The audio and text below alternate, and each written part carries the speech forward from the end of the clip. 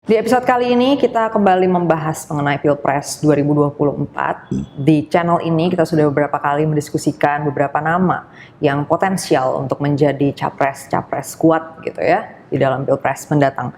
Nah, kali ini kita coba masuk lebih dalam ke kalau misalnya sudah terjadi pemilu dan karena ada kemungkinan bisa sampai 4 pasangan, tapi kemungkinannya akan mengerucut ke 3 gitu kira-kira ya. Nah, dari situ biasanya belum terjadi mayoritas mutlak. Nah, kita akan lihat apakah ketika terjadi putaran kedua, calon mana yang punya potensi paling besar untuk masuk ke putaran kedua dan mungkin bahkan menang di putaran kedua. Kita bahas lengkapnya di Bedah Politik bersama dengan Mas Saiful Mujani.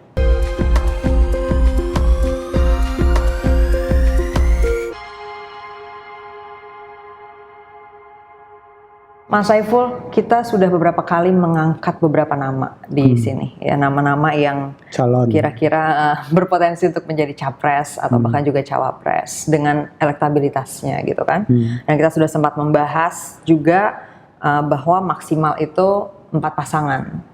Nah, tapi kita sempat lihat kemungkinannya itu akan mengerucut ke 3. Nah, tapi itu belum bisa mayoritas mutlak. Belum bisa mayoritas mutlak dari 3 dari 3 calon ya kan. Nah, jadi kemungkinan besarnya ada putaran kedua.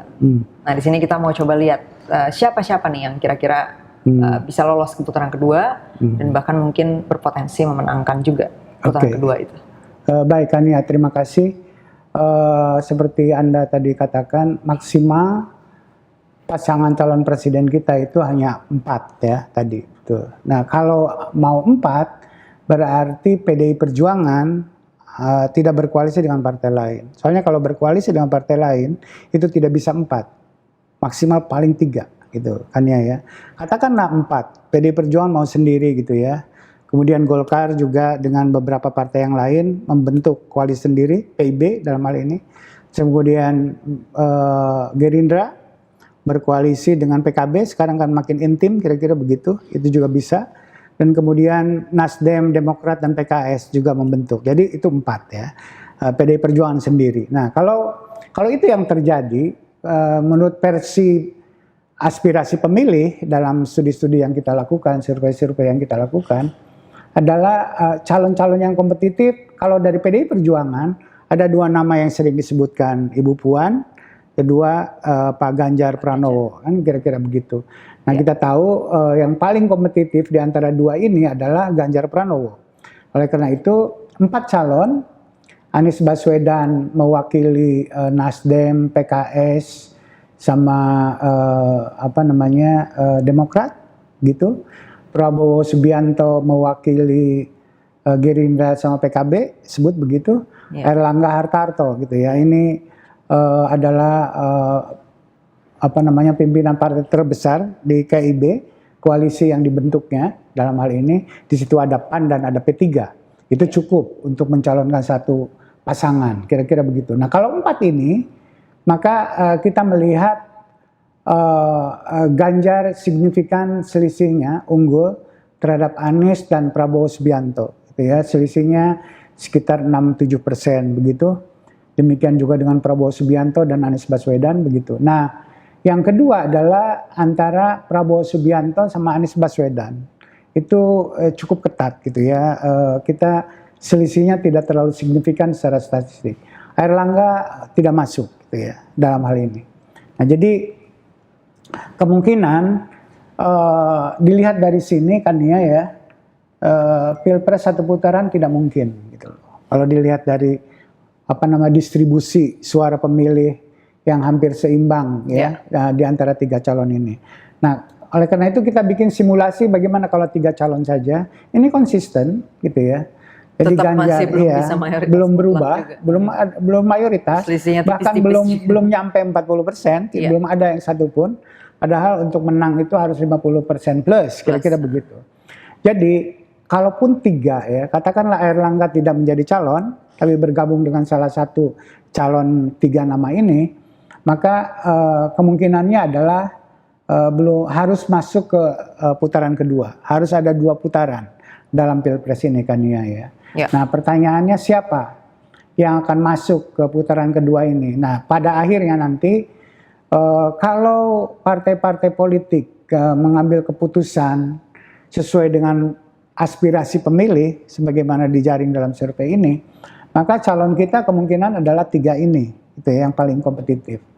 Nah, di antara calon ini, kemungkinan yang masuk ke putaran kedua adalah Ganjar Pranowo dan Anies Baswedan. Kemungkinannya gitu ya. Bisa saja ada waktu 1 tahun kurang lebih kan ya, persis. Kurang lebih kita pemilunya nanti Februari. 14 Februari. Ya, 14 Februari. Iya. 14 kan ya, bahkan udah hafal Iya. tanggal 14 Februari 2024 ya. Jadi kurang lebih setahun lah ya persis. Jadi bisa saja terjadi perubahan. Misalnya Pak Prabowo menguat, atau demikian juga Anies, Ganjar melemah, bisa saja terjadi perubahan. Iya. Tapi sejauh ini trennya itu Ganjar terus konsisten di atas gitu ya dalam setahun terakhir ini. Prabowo cenderung melemah, Anies juga cenderung menguat.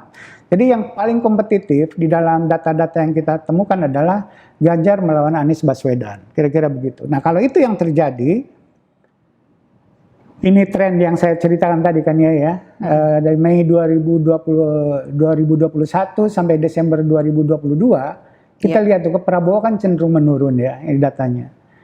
Sementara Ganjar cenderung naik dari 25 Dan menjadi 30. Anies juga cenderung naik ya. Anies juga cenderung menaik gitu ya, walaupun tidak sekuat pada Ganjar. Pak Ganjar dari 25 jadi 33 ya, 34 lah ya. 34 ya, 25 34. Iya, Pak Kalau Anies. Anies 23 ke 28, jadi 5% naik lah. Kalau Pak Prabowo dari 34 menjadi 26, itu ya 8% turun. Nah, jadi kalau melihat tren ini maka Anies kemungkinan akan berhadapan dengan Ganjar di putaran kedua kan ya. Ya. Calon Anda yang mana? Ganjar atau Anies? Kan gitu. Itu ujungnya kemudian ya. Ini seperti dalam pemilu Pilpres pertama kita 2004 dulu. Calonnya lebih dari 2 sehingga terjadi 2 putaran. Nah kalau Ganjar dengan Anies ini menjadi ketat persaingannya ya. 43,3, 40,5.